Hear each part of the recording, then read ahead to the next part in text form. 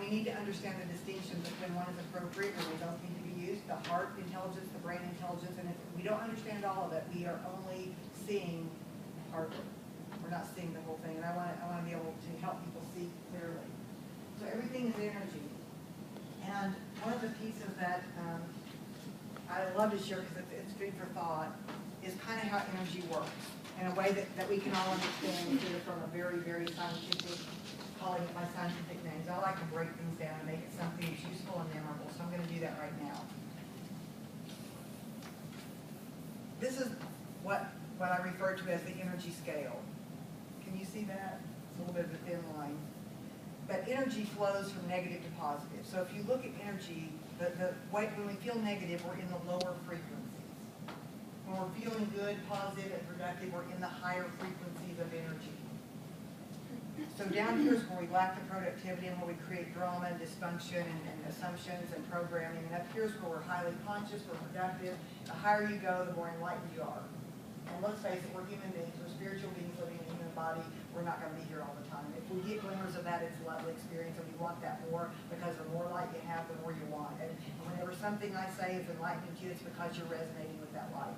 You're like going, I recognize something within myself. It's not me. It's something you're recognizing within yourself. It's lit up. And so here's the question I always ask. If you were listening to the radio, can you see the radio waves? But you know that it works. But you wouldn't have believed that before radio was invented. You would have said, oh, that's woo-woo. That's like not right. That's evil. That's of the devil. We get scared of stuff we can't see.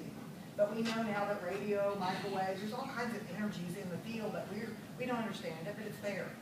So if you had your radio on in the car, and let's say your radio was at 99.5, and let's say, here's your frequencies. So when you're tuning, let's say you're driving down through the hills, occasionally it goes like this and you miss the radio, but then it gets back into frequency. Then occasionally, you know what I'm talking about? Like it buzzes out. So there's a frequency that when you're tapped into it, you're in that frequency. But let's say that frequency, as you're driving, you're out of town and you hit 99.5 and it's rap music. Who likes rap music? Anybody? Okay, so let's say that it's playing the rap that you don't like. Okay? Because there's some that can be good and kind of like, you can kind of get in tune, and I like some of it too. I don't like when it's about killing your sister and hating your mother. I hate that kind of stuff. So let's say it's a kind of music that you don't like. Would you then pull over, make a phone call to the station and say, you need to change it? Like, I mean, come on. It's driving me nuts. You keep playing this, it makes my life bad. Would you do that? What would you do? You would just change your frequency, right? So let's say up here your frequency is 105.9. And this is like smooth jazz, or it's pop rock. It's something that you're wanting to hear that's going to get you in the frame you want to be in. You would raise your frequency. Well, see, life is like that too. We all operate at frequencies. If none of this is resonating with you, we're not at the same frequency, and that's okay. Nothing at all wrong with that. We're just not at the same frequency. I've learned not to take it personally. You're resonating a lot. We're at the same frequency, or you're getting pieces of it, and you're like, I'm loving it. Don't get that piece and it's okay. Maybe I don't resonate with your frequency. You've got some stuff I don't get. That's okay. But if we want to dial it up, we've got to change our frequency. And that's within our internal being.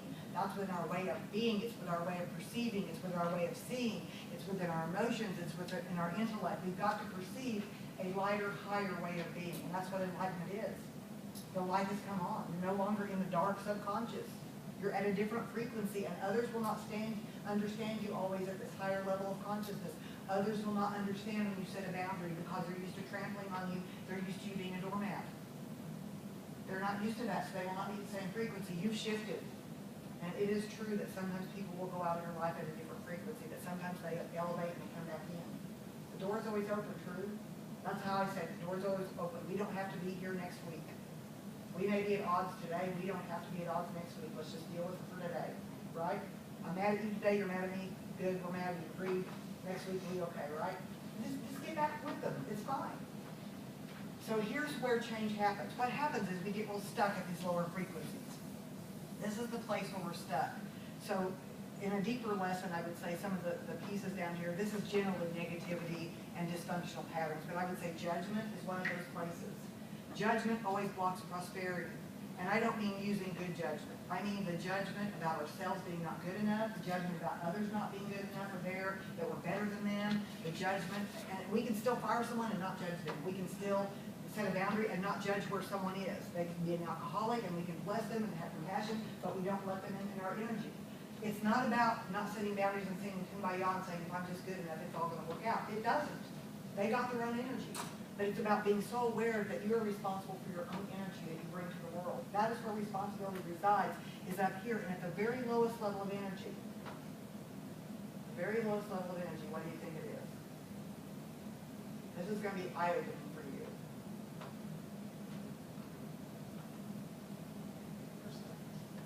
Self-esteem, it affects self-esteem, it does. So let me ask you this, what do you think the highest level of energy is?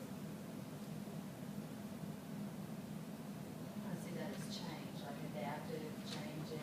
No, change is right here. So what's up here at the highest level of energy? But thank you for guessing. In fact, here's your shark. Yes.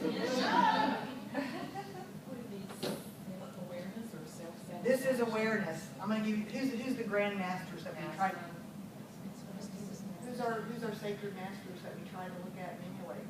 What did they share? What was their energy field? Compassion and love. The very work you do is about that energy field, is it not? The very work you do is about compassion.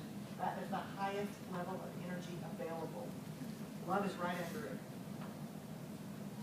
Compassion. Anytime we're out of, this is what we do, so we got to stay up here doing this kind of work. We have to. We have to. It's about healing. This is your healing energy right up in here. This is your dysfunctional, and we all dip. We certainly do. But this is compassion. Compassion, I think, is one of the most difficult places to achieve because we have judgments, we have dislikes, and we make a story up about other people. We don't tell the truth about who we are, who they are. At the lowest level of energy is shame. And guilt is right up above that. And guilt serves no purpose other than to help you shift. If you're guilty and you don't change something, it's useless. Oh, I feel so guilty. I feel so guilty that I've had this good fortune. I feel so guilty that they didn't understand it. Get over it. Because it's not a good energy pattern.